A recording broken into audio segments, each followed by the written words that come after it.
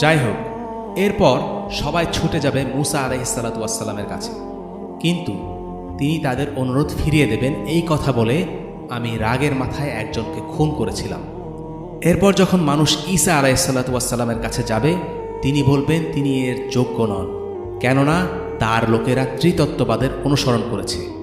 এরপর সকলে আল্লাহ রসুল মুহাম্মদ সাল্লাল্লাহু আলাইহি ওয়াসাল্লামের কাছে যাবে, তার কাছে গিয়ে অনুরোধ করবেন যেন তিনি সকলের মধ্যস্থতাকারী হন। মানব জাতির প্রতিনিধি হিসাবে আল্লাহ সুবহানাহু ওয়া তাআলার কাছে গিয়ে অনুরোধ করবেন যেন কিয়ামত শুরু করা হয়। কিয়ামতের দিন হবে খুব কঠিন। সূর্য থাকবে মানুষের মাথার কাছে। মুসলিম কাফির নির্বিশেষে সবাই মরিয়া হয়ে যে কোনো মূল্যে এই দীর্ঘ অপেক্ষমান সময়ের অবসান চাইবে।